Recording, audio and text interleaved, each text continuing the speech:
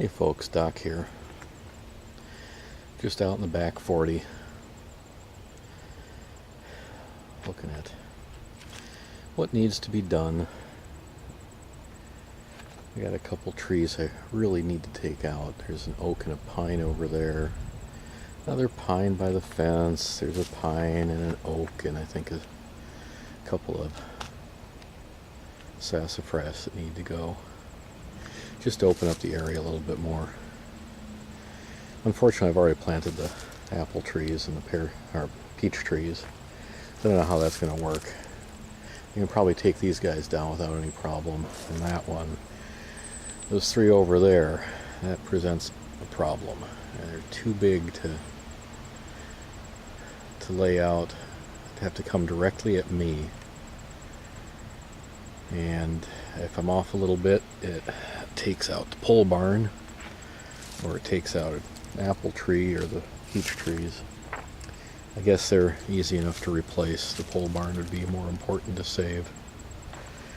Anyway, enough of that. When I'm really out here, a couple days ago, and I can't even remember what channel this came from, what video I was watching, but somebody had made the comment. It's Here It Comes Skippy is the name of the guy's channel that made the comment, and he said, "I'm not sure this country is worth fighting for. The way most people justify defending America today is that there are many countries that are worse. Yeah, there are. That doesn't make us great, now does it? In order for a country to be great, it has to be made up of great people. This country has become a dumbed down, fat, lazy shell of its former self. I loved growing up in America in the 80s and 90s, and all I want to do now is move to a secluded cabin somewhere and get away from all the monkeys."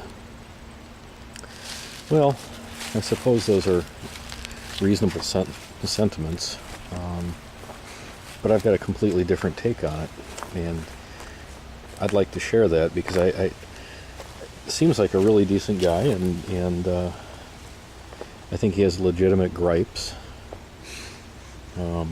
So here's my answer. And I'm going to have to read it because I'm really not good at ad-libbing stuff.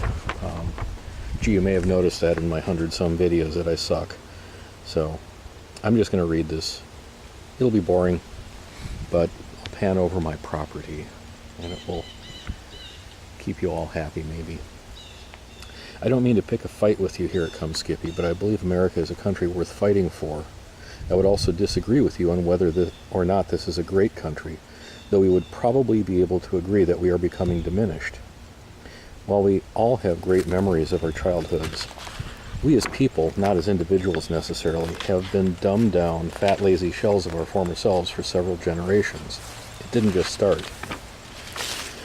Why do I believe America is worth fighting for, and do I believe it will make a difference? The grand experiment that our forefathers started was based upon the premise that individuals were capable of governing their everyday lives. Most of the founders did not believe that we required a monarch or an overreaching bureaucracy to make sure we did the right thing. What we needed was a limited set of laws that would be executed by a government of limited power over our lives. The federal government was there to protect us from our external aggressors militarily and internal aggressors through the courts.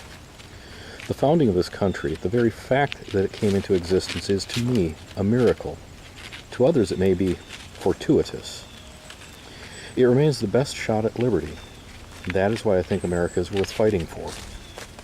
Will fighting to steer our country back on the path of liberty, self-rule, and a truly free market make a difference? That is such a good question and such a difficult one to answer. It is a human-dependent answer. What do I mean by that? A system is only as good as its people. Quite frankly, people suck. It doesn't matter where you live or what generation you're from. In general, people are bad, selfish, small-minded, and on and on. Do you really want to have someone with great power over your life, almost as though they were a monarch?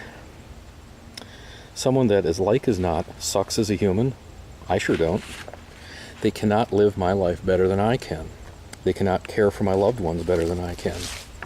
Communism has proven itself to be a failed system, as is fascism.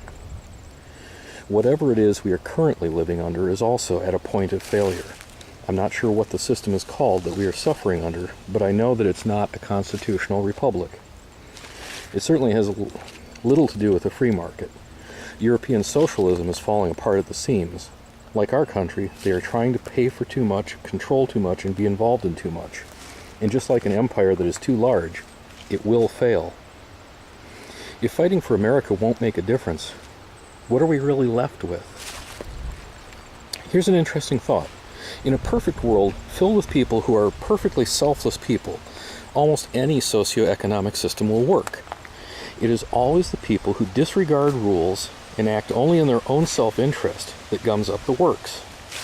Since we don't have a population like that, and it actually appears to be getting worse, I think the best system to have is the one that allows the greatest freedoms to the greatest number of people.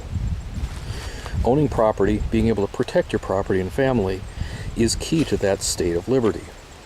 In every other system, you'll end up enslaved to the system and enslaved to the elites that run the system. I don't intend to knuckle my forelock to anyone. What about the greatness of America? We have been, in the past, both. Greatness isn't a child's taunt. I'm better than you are. It is a measure of the ability to perform the extraordinary.